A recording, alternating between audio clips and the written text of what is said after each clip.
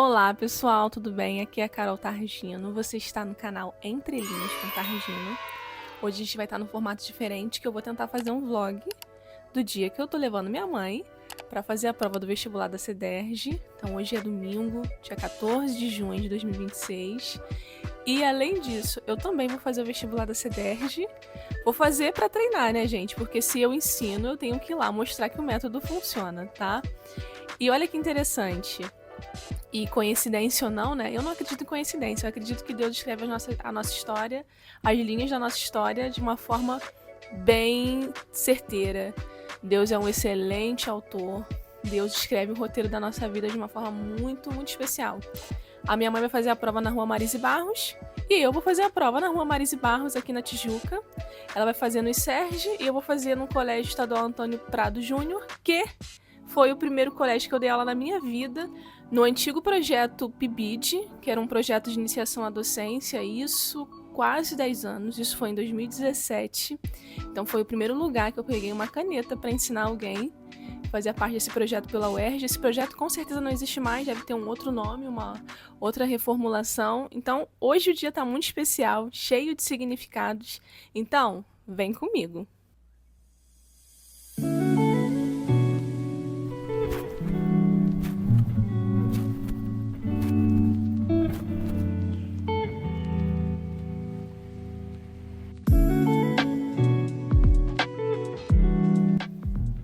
Cheguei!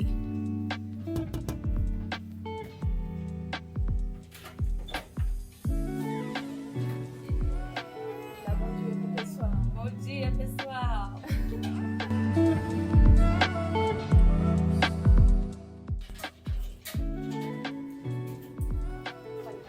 Qualidade da câmera. E... Simbora, povo, fazer prova! Aqui é a minha favelinha.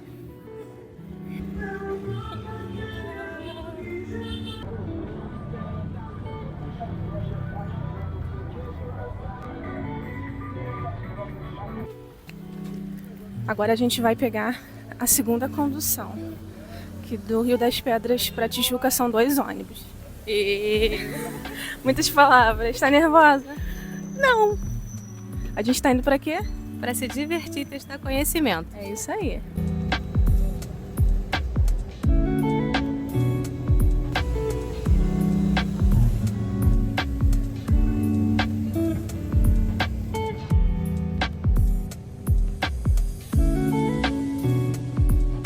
Deixa eu gravar aqui. Bom, gente, agora o áudio vai ficar uma porcaria porque eu perdi o microfone. Agora é pra valer. Agora ela chegou aqui no local de prova. E aí, mãe, tá nervosa? Não! Não tô nervosa. Qual é a sua expectativa pra prova? Qual é a sua expectativa? Expectativas boas. Vai começar a fazer... que matéria? Português. É isso aí, gente. Sempre começa pelo mais tranquilo. Com certeza. Depois química. Não. Depois história, geografia e biologia. Mais difícil fica pro final. Agora sim, vai entrar. Agora é valendo. Olha ela saindo! Êêêê! Voltando! Então você deve ter visto como foi toda a nossa trajetória no domingo de manhã, acordar, tomar café, chegar ao local de prova, as coincidências do local de prova, esperar pela minha mãe, né? Porque eu terminei a prova muito rápido, né, gente? Eu fiz a prova, o que eu sabia, o que eu não sabia, eu simplesmente chutei, né? E por essa razão eu alcancei esse maravilhoso resultado aqui, eu acho que não dá pra ver na câmera, mas eu acertei 25 questões de 45, gabaritei de língua portuguesa, que era minha obrigação gabaritar.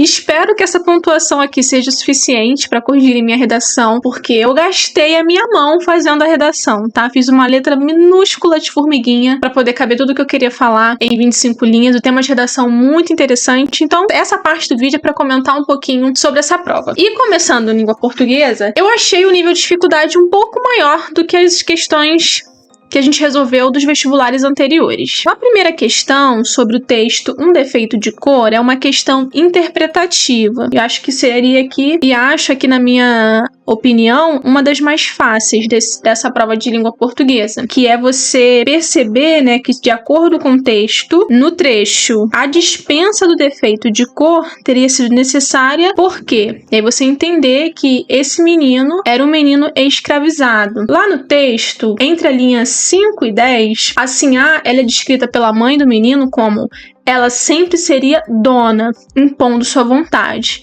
E aí nessa questão a gente consegue entender que a mãe era uma escravizada e o menino era um escravizado. Então o gabarito, como você já deve ter visto no site, da primeira questão, alternativa C, foi o que eu marquei aqui também, ó, você pode ver, marquei aqui, alternativa C. Questão de número 2, que acho que é a mais difícil desse caderno de língua portuguesa. Ela logo conseguiria para ele uma dispensa do defeito de cor que não permitia que os pretos, pardos e mulatos exercessem qualquer cargo importante na religião, no governo ou na política. Os vocábulos dispensa e os pretos, acima sublinhados, formam-se respectivamente da seguinte maneira. Aí nós precisaríamos lembrar do processo de formação de palavra, que não é muito comum cair nas questões da CDRG. A gente até viu, acho que foi no último vídeo, em algum dos vídeos, o estrangeirismo como um processo de formação de palavra. Mas o estrangeirismo é um processo fácil de identificar, porque a gente olha uma palavra de língua estrangeira incorporada no nosso idioma, logo lembra desse processo. E aqui não, tá?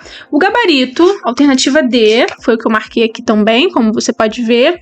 E por que, né, D? Vamos falar primeiro do dispensa, né? O substantivo dispensa é derivado do verbo por supressão do elemento, derivação regressiva. Muita gente confunde derivação regressiva com derivação imprópria, quando eu mudo uma classe gramatical. Dispensa aqui é um substantivo originário do verbo dispensar. Perceba que do verbo para o substantivo eu perdi um elemento, eu perdi a última letrinha, a letrinha R. Então dispensar virou dispensa, verbo para substantivo. Derivação regressiva porque eu perco o elemento. Mas eu mudei a classe gramatical. E aqui entre as alternativas tinha uma outra que dava para confundir, que era a derivação imprópria. Se eu não me engano, tá aqui na alternativa A derivação imprópria. Por que não derivação imprópria? Eu vou dar um outro exemplo. O jantar está servido. Jantar é um verbo também. Nessa frase em que eu coloquei, jantar é um substantivo. Jantar, eu janto, tu jantas. Perceba que jantar, verbo no infinitivo, e jantar, o substantivo que eu coloquei numa frase, ele não perdeu o elemento. Continua com todos os elementos do vocábulo. E eu mudei a classe gramatical. Então, nesse segundo exemplo, eu tenho a derivação imprópria. Então, qual é a diferença da derivação regressiva para a derivação imprópria? Na regressiva, eu perco elementos no vocábulo, vou perder uma letrinha ali, vou perder um fonema e mudo a classe gramatical. Na derivação imprópria, eu não perco nada. Eu apenas mudo a classe gramatical dependendo do contexto, tá? Então, dispensa aí derivação regressiva. E os pretos, mudança de classe gramatical de adjetivo para substantivo. Porque preto, vamos pensar de uma forma mais primária, é uma cor.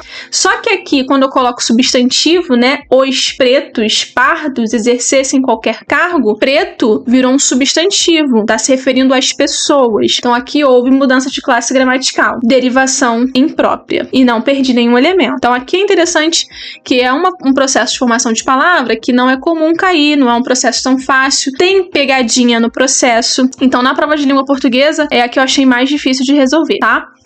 Próxima questão é aquela padrão desconectivo. E aqui a gente tinha que marcar aquela que altera o sentido original do enunciado acima, que era o assim que. Aqui gabarito, alternativa B. E por que altera, né? Vamos ler o enunciado original. E assim, A tinha grandes planos para ele, como colocá-lo para estudar assim que ficasse um pouco mais velho. E aí, por que o mesmo que não mantém o mesmo significado? Né? Desculpa as repetições. O mesmo que tem o sentido de ainda que, embora, apesar.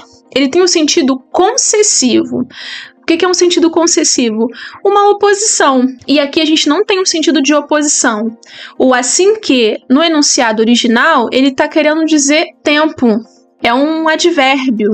E então a gente for analisar as outras, mal ficasse, quando ficasse, logo que ficasse, trazem a ideia de temporalidade, quando esse menino ficasse mais velho. ok? Aqui não traz a ideia de temporalidade, traz uma ideia diferente, que altera o sentido da frase, claro, que a ideia concessiva tá aqui na B. Mesmo que, certo? Então, a alternativa B é o gabarito. Seguindo, vem a clássica questão de sintaxe. A vírgula em com a influência do padre notório, ela logo conseguiria para ele uma dispensa do defeito de cor, justifica-se para. E aí você tem que entender que nós temos o com a influência do padre notório, um longo adjunto adverbial que está deslocado, tá? Então, alternativa D, isolar o adjunto adverbial antecipado, como eu marquei aqui. Indo para 5, a última questão sobre o primeiro texto, mantendo a tradição da CEDERJ de fazer as primeiras questões bem relacionadas a um texto mais longo, que também é uma questão aqui de coesão, também mantendo a estrutura do que se cobra. Em Eu Podia Sentir Isso Nele, que sempre pedia que eu ou Esméria contássemos histórias sobre os orixás, que ele chamava de Santinho da África e o seu preferido era Ogum. O pronome relativo que, sublinhado, é um termo coesivo que retoma. E talvez a dificuldade para marcar aqui é que o que, ele parece impessoal, mas ele está retomando um elemento no plural, que são os orixás. E não tem erro nenhum gramatical aqui, tá, gente? É claro que eu poderia ter trocado o que por os quais ele chamava de santinho. Mas eu também posso manter o que como pronome relativo sem fazer nenhum tipo de flexão de número e continuar sendo um pronome relativo que está se referindo aos orixás no plural. Então aqui, a alternativa A é o nosso gabarito. E a última de língua portuguesa, quando não souberes para onde ir, olha para trás e saiba pelo menos de onde vens. As formas verbais sublinhadas souberes e olha, respectivamente estão. Também mantém a tradição de língua portuguesa, que é fazer você identificar algum aspecto relacionado ao verbo, tá?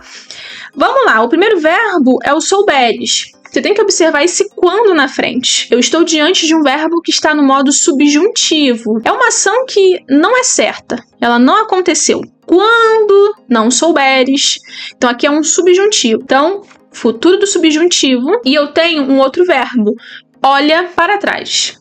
Esse olha tem um sentido de ordem. E quando você lembrar de ordem, precisa lembrar também do imperativo. Então, eu tenho aí a simbiose de dois modos verbais. O modo subjuntivo e o modo imperativo. E por essa razão, nosso gabarito.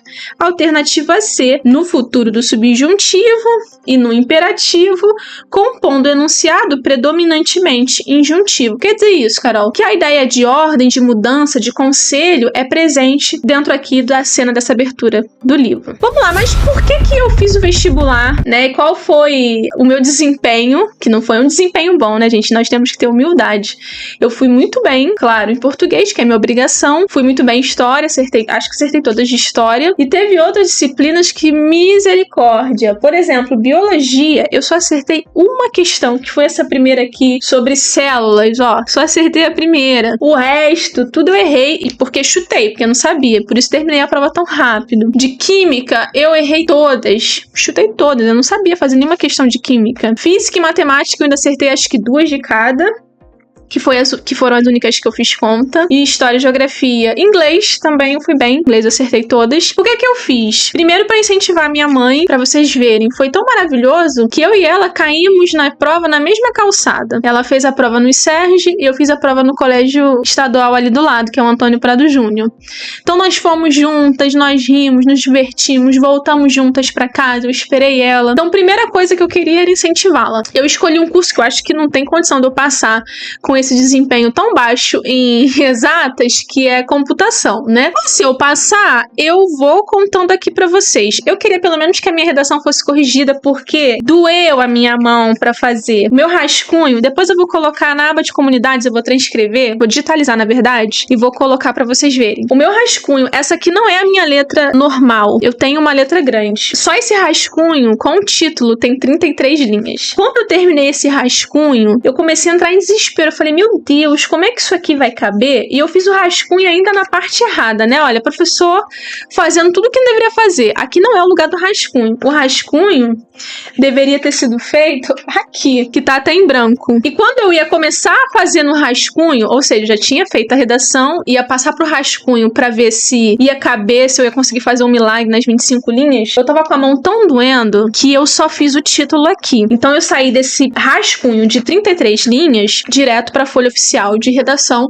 É uma coisa que eu não recomendo pra ninguém, mas eu fiz porque a minha letra já tava tão pequena aqui e eu ia ter que diminuir mais ainda pra caber nas 25 linhas e coube.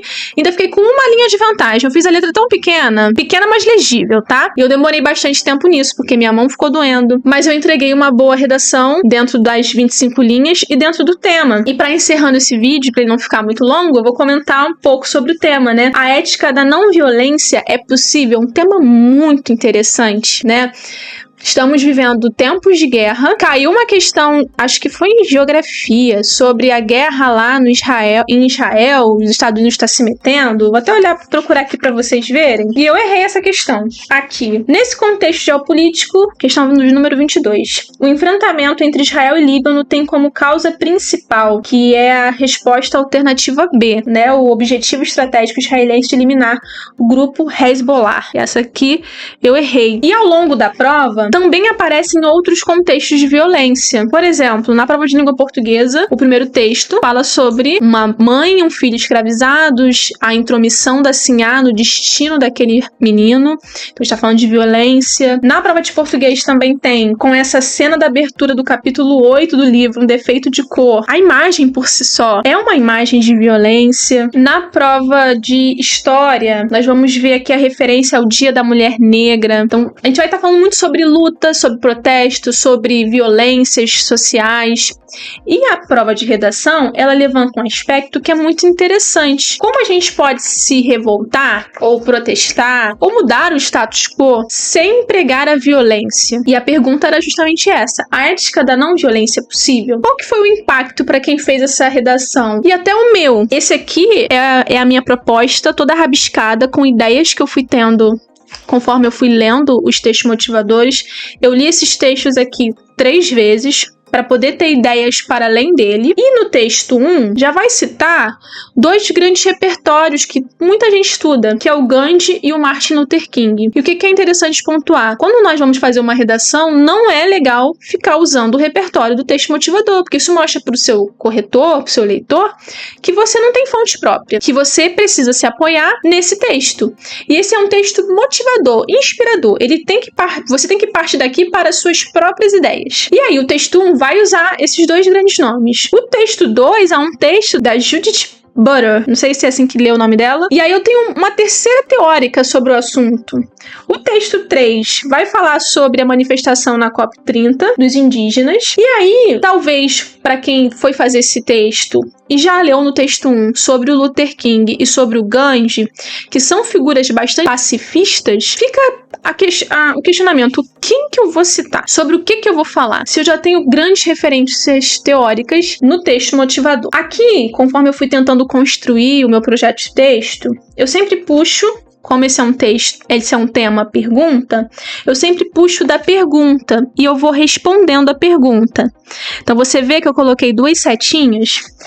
A ética da não violência é possível? Minha resposta: sim, pelo confronto dialógico, sim, pelo fortalecimento de políticas educacionais. E esse aqui foi meu argumento 1 e meu argumento 2. E aí eu fui pensando em várias coisas e anotei nesses textos motivadores. Pensei nos protestos de 8 de janeiro. Depois vocês vão ver como é que eu usei esse protesto lá na minha introdução. Eu pensei até em Jesus Cristo, na questão de dar a outra face, mas eu não usei essa referência. Eu pensei na ideia mesmo de ética grega, né, partindo de Platão, Aristóteles e Sócrates. Eu até anotei o nome deles aqui, mas eu também não usei. E aí, por fim, eu lembrei do Nelson Mandela, que eu nem anotei aqui, mas eu usei o Nelson Mandela lá na minha redação. Então, não é um tema fácil. É um tema muito bom de se discutir, mas não foi um tema fácil. Essa avaliação do meio do ano, de 2026.2, tá com um nível de dificuldade um pouco maior, o que é natural. tá, gente? É muito natural que os exames, eles fiquem cada vez mais difíceis, porque cada vez mais pessoas se inscrevem. Eu fiquei tão feliz. Eu vi muita gente madura mesmo, gente com mais idade do que eu acho que eu era mais nova da minha sala, tentando vestibular. E isso é muito bom. Porque a educação, ela transforma não só a nossa realidade material, mas essa nossa realidade aqui abstrata, nossa capacidade de refletir. Então não é só sobre o retorno financeiro que uma profissão pode me dar, e dá, claro que dá, mas sobre o retorno de reflexão, como eu me torno uma pessoa melhor, como esse conhecimento que ninguém me rouba. Então você que está estudando para o vestibular, quanta coisa você tá aprendendo, e são coisas importantes. E eu fiquei muito triste de perceber que eu não lembro mais nada de química, e química é uma matéria muito importante. Carol, você não usa química na sua vida? Claro que eu uso. Eu uso quando eu uso um cosmético, um medicamento, tanta coisa interessante envolve química à minha volta, e não lembrar mais nada de química me deixou triste. Talvez eu estude mais, faço vestibular de novo no final do ano, mas o importante é que a gente não perca a curiosidade pelo aprendizado, que a gente entenda que aprender é enriquecer-se. Bom, espero que você tenha gostado desse vídeo. Continua nesse canal, se inscreve, vai lá no meu Instagram, eu também coloco dicas de redação, compartilhe lá um pouco mais da minha rotina, e a gente vai continuar essa jornada para o próximo vestibular da CEDERJ, para o vestibular da UERJ, para o Enem. Eu vou continuar aqui para vocês e por vocês, tá? Então, até o próximo vídeo.